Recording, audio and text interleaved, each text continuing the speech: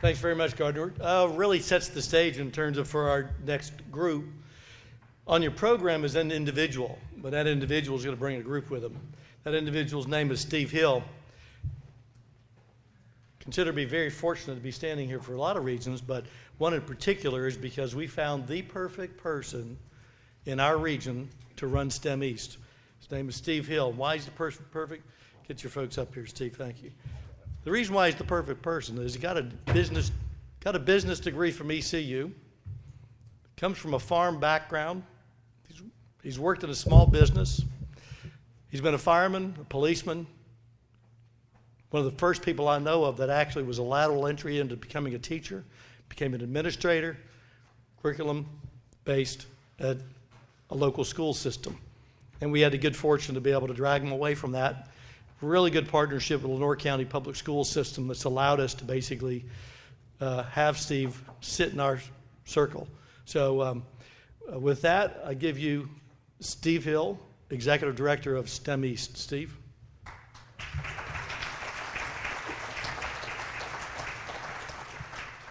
Everybody still doing well? Hanging in there in the middle of the afternoon, kind of that energy drink commercial at this time of the day.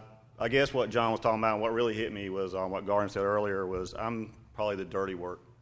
You've heard a lot, how do we color the map in on John's charts? How do we get an A on Ted's scale? I think this is what you're going to see. And the big piece you got to understand is I'm not going to stand here and talk the whole time. I'm going to let you hear it from people who count, people on the ground. It's that grassroots effort that you just heard about.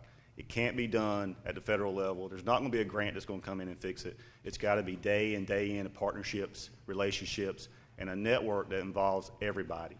So when we talk about STEM East, I think really what I want to get you across today is it's not an office at the Eastern region.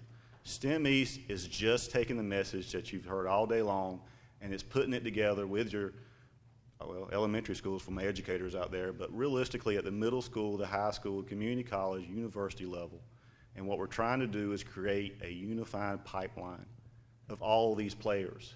But there's got to be what Ted called an intentional effort. It can't still be silos, and we got a grant and they got a grant. It's got to be a way that they understand it. But more importantly, of a father of 3 daughters and one that's looking right now what she's going to do, engineering ECU. Yeah. But the idea, though, guys, is you got to understand how, as a person who is involved with it day to day, how confused I am and how concerned I am and how worried I am about my own daughter. And I'm in it. How many of you out there have a child of your own or are responsible for a child? Was it easy for you? Is it easy for you to tell them what to do and where to go and how to get a job? I often take a survey when I speak to groups, and I'll even try it today. How many of you knew you'd be doing what you're doing today in high school? How many of you knew even your first day of college? You fell into it most of the chances. In the modern age of technology and the communication and what we have and what's been presented to you today, you can no longer afford to allow our graduates to fall in careers by happenstance. What you've got to understand is all the information we have found is there has to be a personal connection. I'm going to take you through a few slides and show you how we've advanced the work and where we're at. First of all, you have to have a marketing campaign.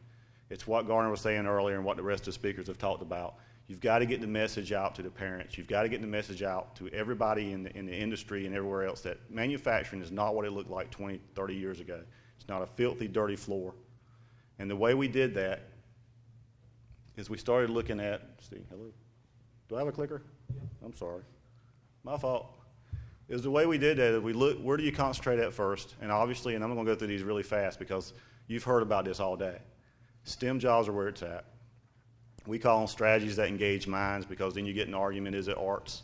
Is it manufacturing? Is it something else? It's strategies that engage mind. It's really applying that information that they've been able to put on a bubble sheet for the last 20 years.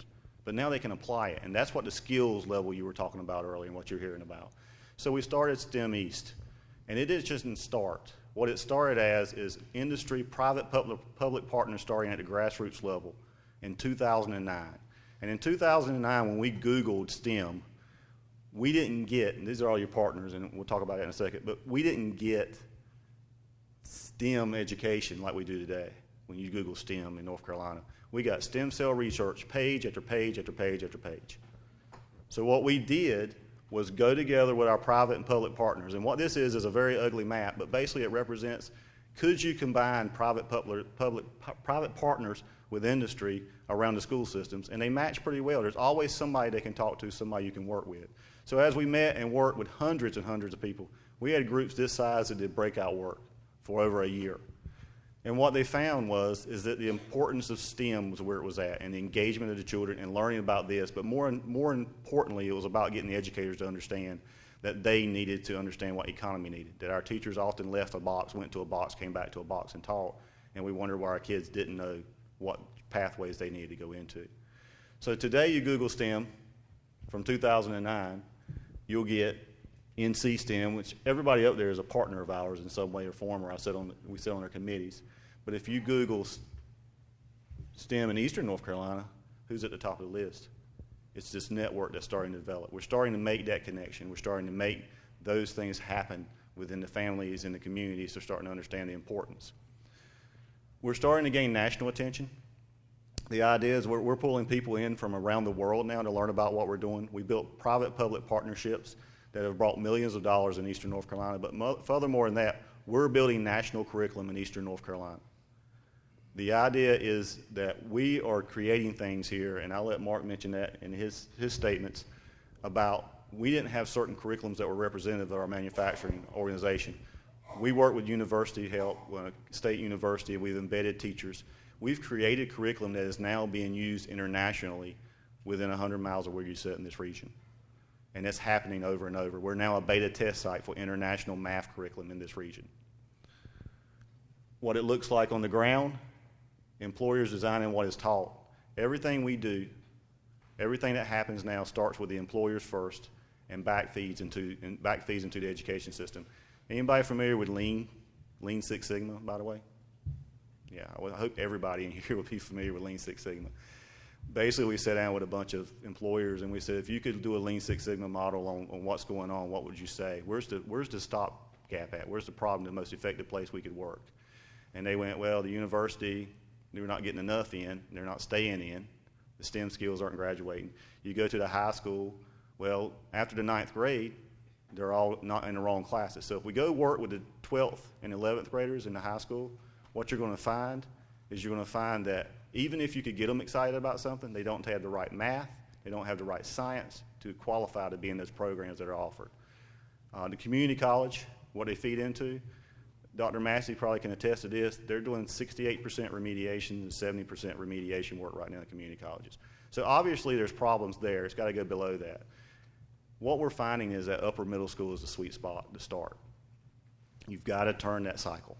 And that's your input area. And that's all I'm going to say there because I'm going to let Mark tell you about it because Mark's somebody I think you can respect more than me. I'm talking for myself. He'll talk for industry. But it starts with getting employers involved at the beginning where that interest is sparked so we can line these kids up. Because when they hit the 10th grade, they can now take college classes. And by the time they get in 11th and 12th grade, they could almost be full-time college students if you're looking at what's going on in North Carolina and how the blurring of the lines between community college and high schools are happening now. This has turned into a great marketing workforce piece. We actually have some economic developers who use this. Many reasons have been put before you today of how you can use this for site selection, for bringing company in. It actually answers that question. How are you going to, when 82% of those people coming to you say, how are you going to provide me a workforce? You can look at them and say, well, when are you going to reach your peak hiring time? I'm finding it's between 5 and 7 years when they sign the dotted line. Where are those people sitting at right now? Look in your high schools and upper middle school. That's where they're sitting at. What if I could connect? What if I could get 80% of our graduates knowing what you do, who you are, and actually do something inside their classroom that relates to what you do directly? You can see examples of that in the hallway if you walked outside. What would you pay a marketing firm to do that for you? And these systems are set up if we could just get the private-public partnerships working, and that's what's going on there. The private-public partnerships are building off of that. This is Wayne County doing visits. You're starting to see all your educators and your people who are leadership positions starting to take an interest in why their kids are learning. I think a goal here, you may recognize some people in these pictures, but I think one of the goals here was that we would have superintendents stand up like Dr. Mazingo in Lenore County and literally say, for the first time in 34 years, I see myself as a workforce development person and not necessarily just somebody trying to reach a metric anymore. That's what you're looking for, and that's where you're trying to go. Employers beginning to lead innovation at the bottom, that's Spirit Aerosystems. We're starting to create internships. As you talked about earlier, you're starting to see your apprenticeship programs suffer. A lot of the federal money has been pulled out. There's been a split between technical education and core education. So what we found was, how do we turn these things into a positive? So what we're focusing on is, when do we reach kids who are your future employers or employees that are showing these STEM skills? And we're trying to engage those kids with employers who have that network. So obviously, if you look at the culture at Eastern North Carolina, the families don't know what to do when the kid reaches a certain level. The schools are limited at a certain level. So if you could introduce that student to a professional, and that professional can introduce them to that network, that correct college, or that right program, or these right certifications, that's what is needed. You guys know, like I know, you don't get good jobs in the want-ads. You get good jobs through networking. We're introducing students to the network through these professionals that exist today. And that is what the network is all about. And it is a network. It is not an office at STEM East. It is all these people you see before you and hundreds of others working together intentionally. So John told me, he says, okay, that's enough feel-good stuff. Steve, I see your slideshow. Put some numbers in it. That's what people care about, is numbers. Numbers, numbers, numbers. So what we're looking at is just some preliminary studies, and this is coming from a Golden Leaf third-person study, is that we found that 100% of our STEM instructors are meeting all their new state certification problems that you hear teachers complain about, and all these different high-level problems that they're running into, or proficiency ratings. So all of our teachers are at 100% now that have been involved with this process that we're doing. 26% increase in STEM readiness on the rubric that we actually got invited to help create. Eastern North Carolina is writing procedures for the state of North Carolina based on what we're doing in this engagement. 88% of middle school graduates are in a STEM credit. That's huge, because that's that piece I just told you about. Students learning about what you do and using relevant processes in their classroom that reflect the skills you need in your industries. Math and science proficiencies are increasing. If you look inside your handout, you'll see that when we engaged with this, that study through the Friday Institute at State, we had a 20% gain in science curriculum scores, proficiency scores with the Hispanic community. So if you can let them engage and touch something and do something with it, you'll see what happens. We had gains in every subgroup, but that was just amazing to me. So what are we losing in quality with somebody just talking at kids all day versus engaging these kids and then aligning that work with pathways like we talked about today? And then we doubled the Algebra 1 completion rates at the middle school site that we work with to do that. We couldn't have done that without the PITSCO. You saw some of their work outside. And also the SMT Center that is working with Burroughs Welcome Fund. We couldn't have done that work without them. The only problem with that is they immediately the next year changed us to the Common Core, and we're totally out of line. So we are now a national test site for new math curriculum. So watch us, because we will be writing in Eastern North Carolina. The next math curriculum for K-8 is what we're working on. That is Lenore County site. Now I'm going to shut up and sit down and let you hear it from what it really looks like on the ground and the real numbers. I'm going to introduce somebody to you real fast here. Paul Casey is an instructor over in Wayne County. He was one of our initial sites that we worked with. Wayne County did this. We just put the people together. Again, it's just connecting the people and making that network. But the money that came in, they're over $2 million now in Wayne County, and realistically what they're looking at is what Paul's work is. This is the work that comes from, this is the ripple effect. Paul is not only the STEM Teacher of the Month recently through WNCT. If you guys watch Channel 9, you'll see that. That's a partnership that was formed through this network. Paul just the other day was named the North Carolina Technology Students Association Advisor of the Year, and will be competing nationally in Washington, D.C. real soon for that. Get it done.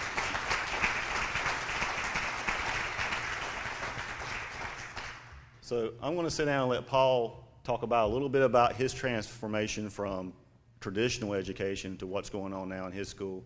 And then I'm going to let him introduce you to the real professionals and the real important people on the stage. Thank you, Steve. It was about this time in 2011 that my director in Wayne County Public Schools, Career and Technical Education Director, sent over a couple of the lead teachers they basically just walked into my classroom Surprising part now is that I was actually in my classroom with my students. We spent a lot of time in the classroom back then.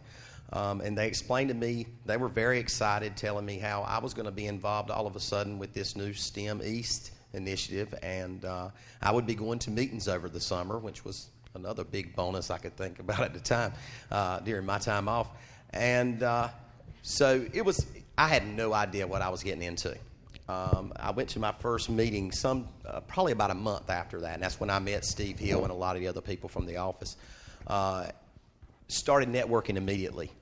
I walked out of the meeting that day talking to one of the lead teachers from the county, just telling her how amazed I was at what was going to be happening. I felt confident it was going to be happening, and it did. It started happening very soon. By October, we had the new Pitsco system installed into my what used to be shop. I was considered the shop teacher at North Wayne Middle School in Wayne County. Now we're STEM Lab. They only use the word STEM. We have 14 different modules. And the biggest change has been the fact that we are locked in with our partners in the community. They actually, our business partners helped us choose what modules we brought into that location, and as well as the other schools in our county who have followed along in our pilot program. Helped us choose what kind of training they wanted our students to have so that they could come out of school, if not necessarily work ready out of middle school, but at least with an awareness, with a career focus, or at least some options that they could look at. One thing, if you've spoken to me today, I probably told you that I've had students say, Mr. Casey, I never even knew what CNC milling was. Much less the fact that it's very cool and it's something that I want to do for a living now. And that's just one of the items that students have learned in my class. Another thing we do at North Wayne is we tie our classroom STEM learning with TSA, which is Technology Student Association. I brought actually 4 of my students with me today, and I too have children that I'm concerned about their future and the decisions they make for their future. And you might have seen these 2 guys. They look very similar to each other. They've been carrying the microphones around today. So I brought my sons with me. They're also my students and in my TSA club. And then I have these 2 young ladies who have been with me for 3 years. I had them as 6th graders at the TSA convention in Raleigh, and they came to my room, and as a educator who's been in the business for a while, I propped my door open so that it wouldn't look wrong for them to be standing there in the edge of my room. And they started talking to me about the projects they wanted to do the following year, and I could see how excited they were. For the past 2 years, these young ladies, Hallie Rouse and Emily Thorne, have placed first in state in inventions and innovations.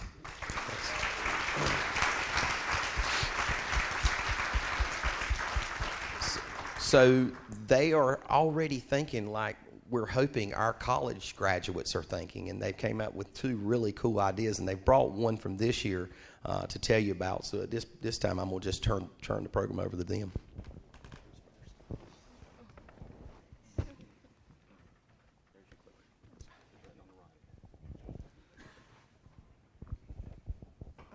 Okay, so we started thinking about problems that we had in like our everyday life and like some of the struggles that we dealt with. And so our problem was that whenever you try to put your toothpaste on your toothbrush, it easily falls off. So we tried to come up with a way that it would come up through the bristles. That way it wouldn't fall off. Yeah. So when we were trying to figure out what if other people had the same problem as us, which we knew, like, I know in my family, my parents complain about it sometimes too, and I was like, well, I know this happens in my family and it happens in hers, but we're like, well, does this happen to everybody else? So we made up some simple survey questions, and we took it to our class and some of the teachers that were in our grade. And so we had the kids' point of view and how they felt about it, and then also the adults. And so we had very positive feedback from it.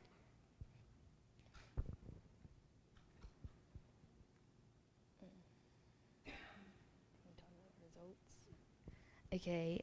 Okay. Okay. We started thinking of like different ways that we could make it happen. and actually like make it work. And so our local high school has a 3D printer, so we thought that we would make the top of the toothbrush, the part with the bristles, out of the 3D printer. And then the bottom we took a glue stick and we took out the glue from it and we put toothpaste in it. That way the bottom, whenever you twist it, it would push up the toothpaste. And so it actually works and comes up through the bristles. So, yeah.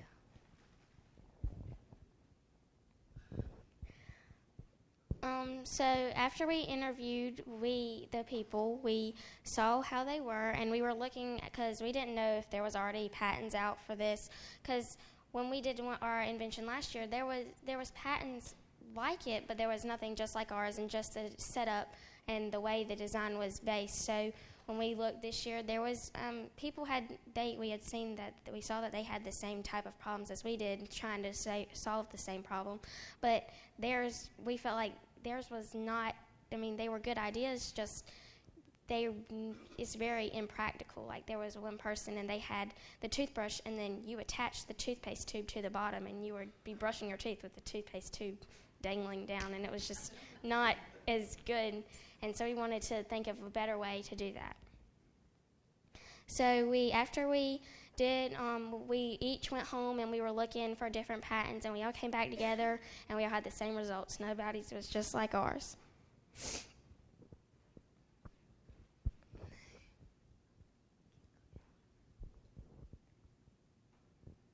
Okay. We started voting on what we thought would be the best way to make it work, and we found out with like the glue stick and the 3D printer. So, like she said, our local high school, my dad actually teaches at our feeder school, and he teaches engineering, and he has a 3D printer in his classroom, so we really wanted to take advantage of that and use that, because we used that last year with our other invention, and we really felt like that was one of the reasons that it really helped us in the competition, because nobody else made theirs and really made it out of plastic, and everybody else was just kind of slapped together with some glue, and so we wanted to be different. So we went and we used the inventor program, and we designed it, and it was the way the inventor program works, and you just go and you design it, and it's 3D when you're designing it on the computer, and then you just hit print, and it'll just start printing it just started printing our thing, and it took about 3.5 days to just print the top of the toothbrush. If you can see, it's not that big, but it just prints it layer by layer, so it took a lot of time, and then we had to lay it in the solution, and it took a really long time for all the part around it that helps it hold it together when it's building it to come off. And so we were trying to think of ways that maybe we could, if we were to manufacture it, that it would not be as difficult and not take as long. So over a series of days and weeks, we got together and we started making it happen, and we did little things every time we got together, and yeah. And so this is when our model is taken apart. That's what it looks like on the inside.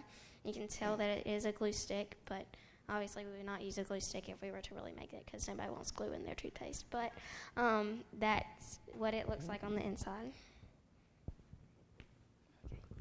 So how it works is the toothpaste is actually in here and in here, and you just twist the bottom. And I know y'all can't see, but it comes up through a hole in the bristles.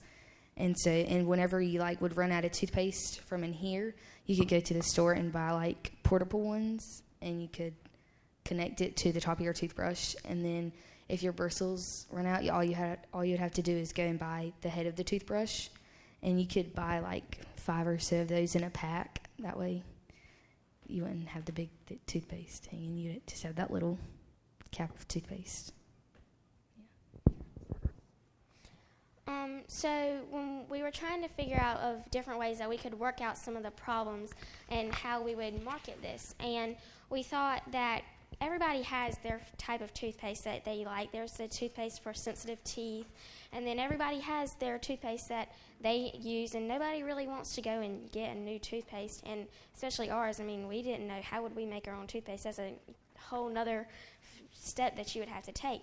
So what we would do is we would sell our little cartridges to the different toothpaste companies, and they would fill it with their toothpaste. So that way you can keep whatever toothpaste you used previously in your old with your old toothbrush, and you could keep it. And so you would just fill it up, and you would buy in your starter pack. It would have your lid and then 5 of the things, whatever toothpaste you wanted, and that's just how you would sell it. And when you run out, you just pop a new one in. It's also a good size for kids. And, like, we're going to make another one for adults because, as you can see, it's good size for kids, but not for adults with big hands. And it's a good travel size, too.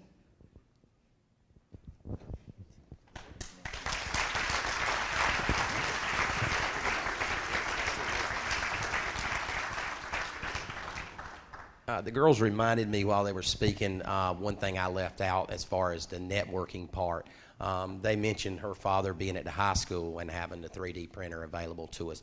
We've also added networks through the community college, which has been a great source for us. So that's another thing that I knew I was sending kids in that direction, but I never thought to reach out to them and ask them, can you come to my school and help me? And then when I spoke to them, they told me, hey, bring your kids out here. We'll let them print something on our 3D printer. We'll let them cut something on our CNC milling machine. And we have also this, and this. So that was another thing that I just wanted to mention real quick, Mr. Hill.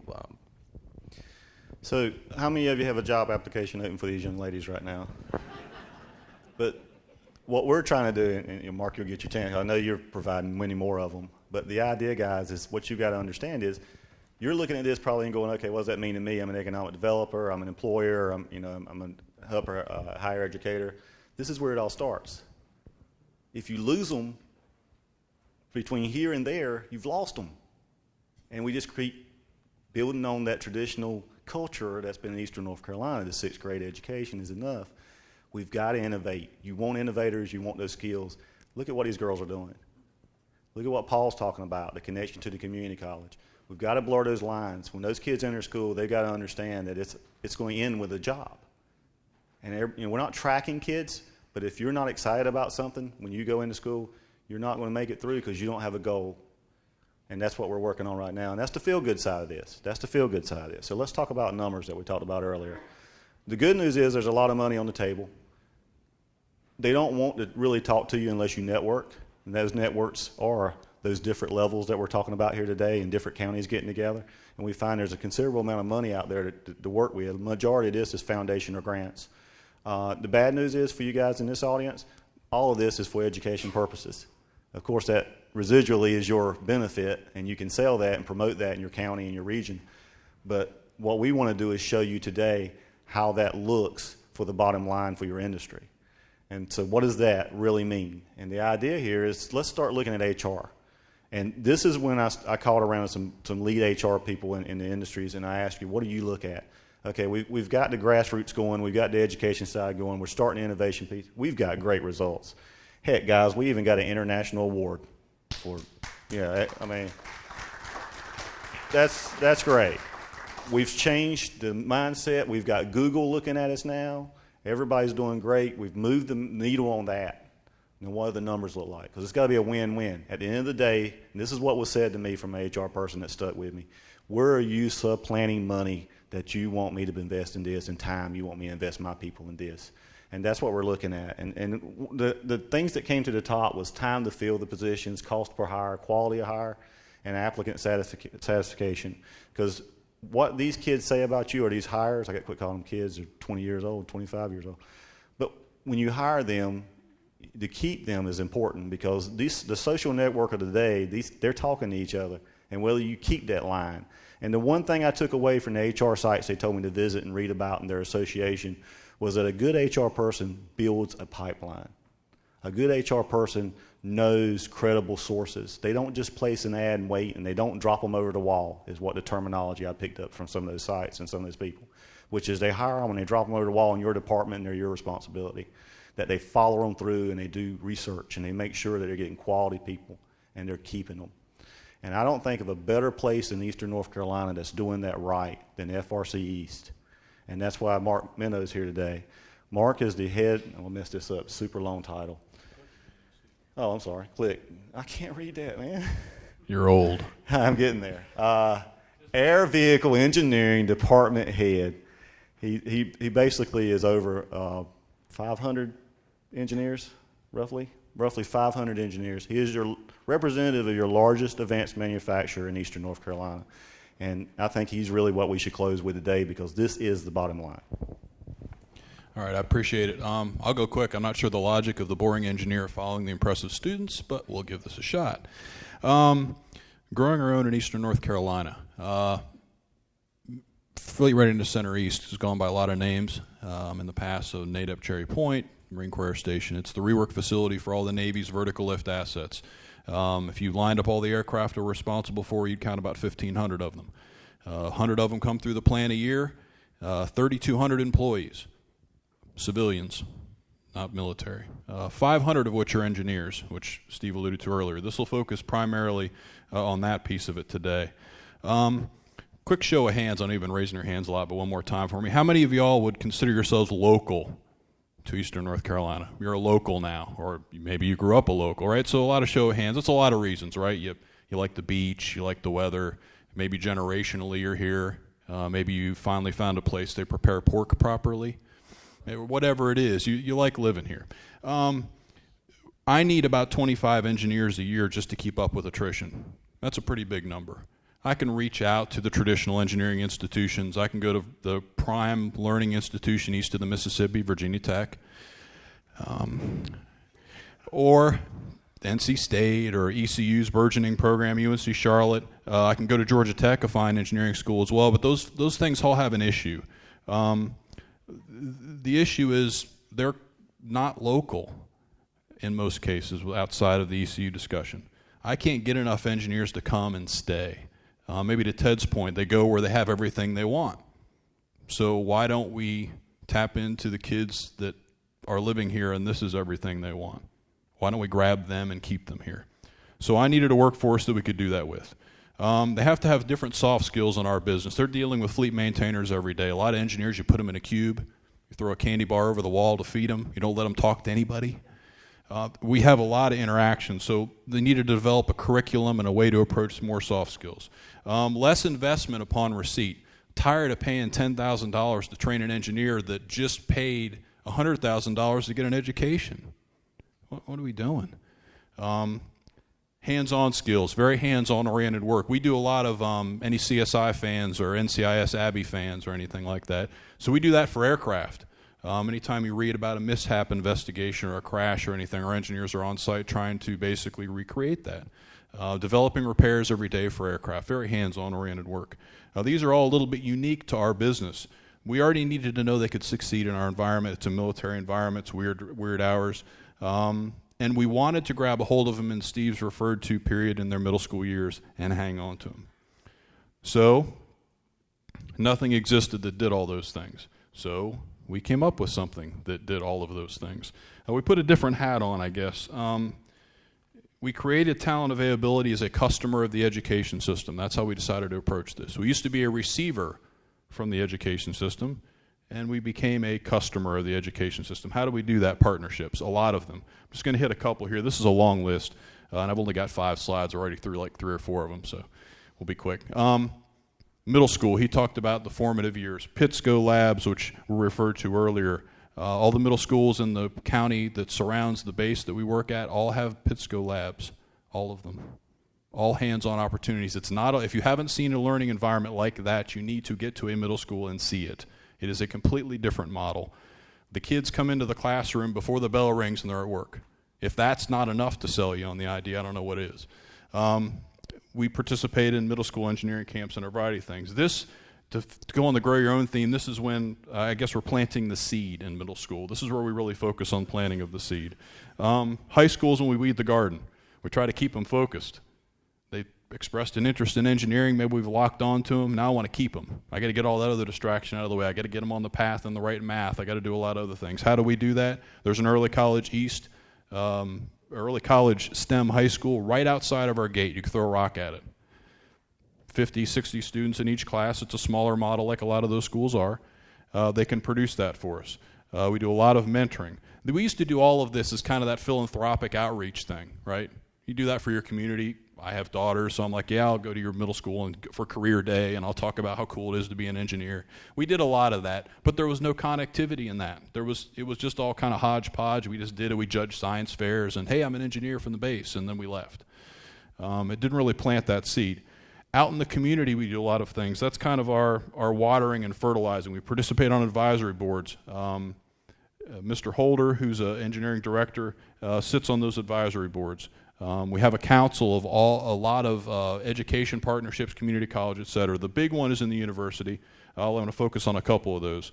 Let's see, Keenan Fellows. So we've had 5 Keenan Fellows. These are educators in our school systems, one of whom is in a Pittsco lab and has created a module that Pittsco now sells on the market, a composite repair module that she developed with us over a summer, perfected with Pittsco, and now they market that and sell that. So I can now get people who have been exposed to that to come to me so I don't have to train them in composites, just as an example. The other 2 important ones, NC State's the top one listed there, the Craven Community College BSc program. If they really like living in eastern North Carolina, I don't want them to see anywhere else. So I don't want them to leave at all. Because some of them they do when they say they go west, that's New Bern. So if they go past there, I'm afraid they might not come back. So we created a program that we were able to affect curriculum immediately. I mean, at NC State, the mothership in Raleigh, as I refer to it, there's a variety of reasons that mechanical engineering program is set up the way it is. I can't change it. I'm a customer of maybe 25 of their engineers, but that's a drop in the bucket. I can affect a program that puts out 10 or 15 engineers a year. So NC State, in partnership with a community college, because community college have a lot of leeway, set up a 4-year engineering degree program, mechanical engineering systems degree program, right outside of our gate. Those students can live at home. The tuition is at a community college kind of level. They don't have the room and board piece. It's cost effective, and that dovetails into our ability to affect the curriculum. We put a systems engineering class in there that I help proctor. That way I know they're learning that, so I don't have to spend $5,000 teaching them how to be a systems engineer when I get them. And then we have a program called EDAP. It's the 3rd bullet down in the university section.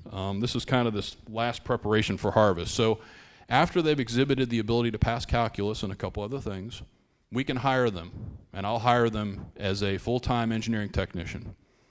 I will pay them to work for me as many hours as they're willing to do per week. If they want to focus on their classes, they'll work for me less. A lot of them work 40 hours a week. We pay for their tuition out of our training dollars. The promise is if they keep their grades up, they've got a job when they graduate, because I know I need 25 a year. So if a subset's coming out of there, I'll take all of them. Why? They're local. They want to do that program. So now if you're a kid or if you're a parent, hey, that's me, or if you're a parent, compare that option of having a job when you graduate in a field you want to have with your tuition paid for and a job while you go through school in a curriculum that perfectly fits that job. So you'll hit the ground.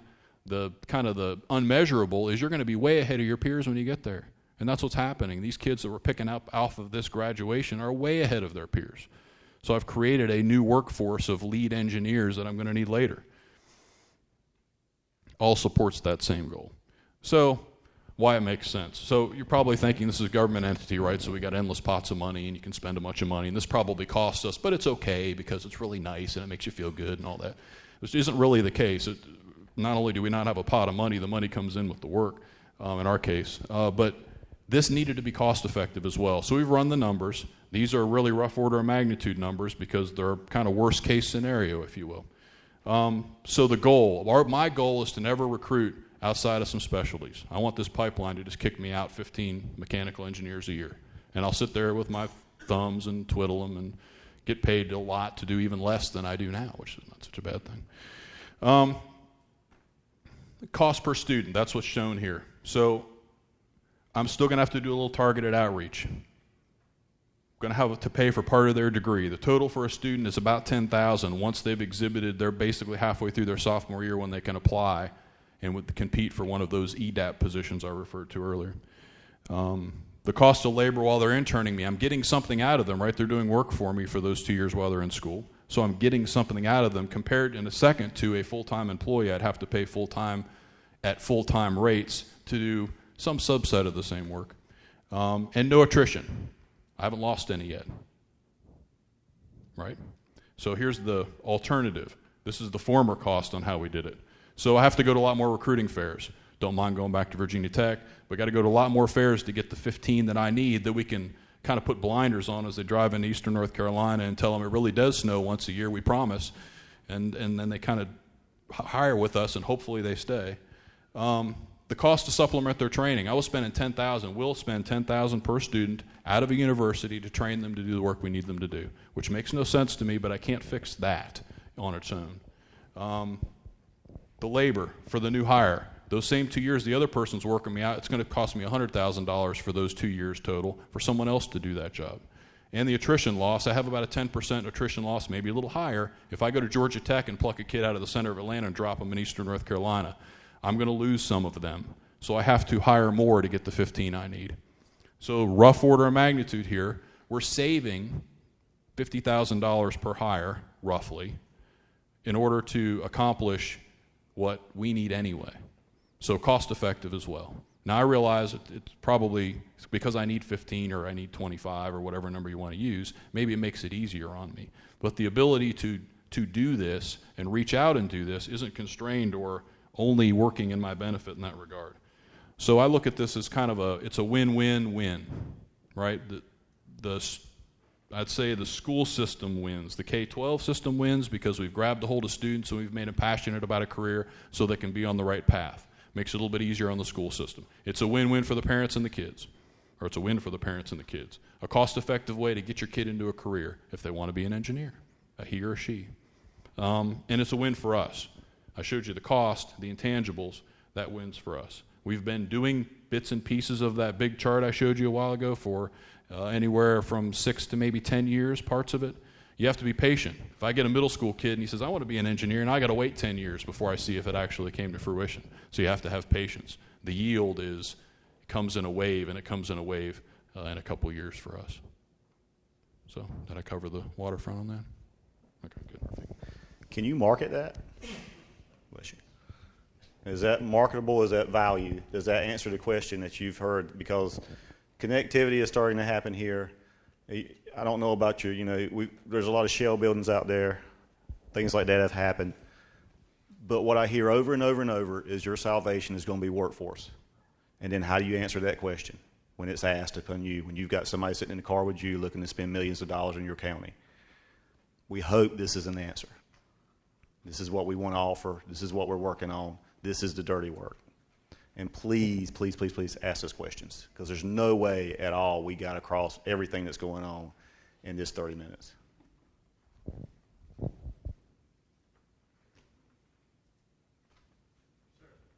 I have a 18-year-old son about ready to graduate high school, thinking about engineering. He's gifted in music and taking things apart and putting them together, et cetera, et cetera. He's fixing law to UNCW.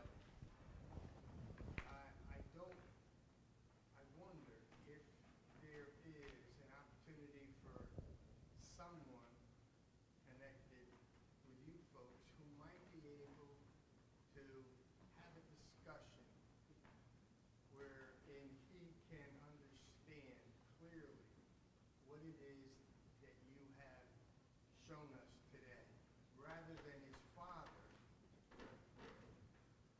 Who knows nothing, saying right? things that I've heard. You follow? I don't want to turn him off, is what I'm saying. Well, I do. When we do our outreach, we very strategically don't send old farts like me out there. We send our brand new hires out there because it's an old big brother, little sister, big brother, little sister relationship. They talk about the same things that would come out of my mouth or your mouth, but suddenly it makes sense, right? It's coming from someone their age. So we do that all the time. So who was the just write that number or that email down. And what we do is a great job of connecting you to that contact.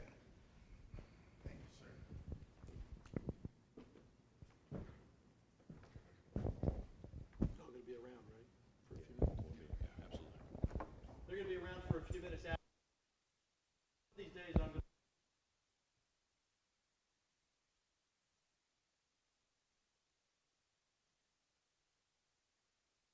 That's going to be a challenge. Thank you all very much.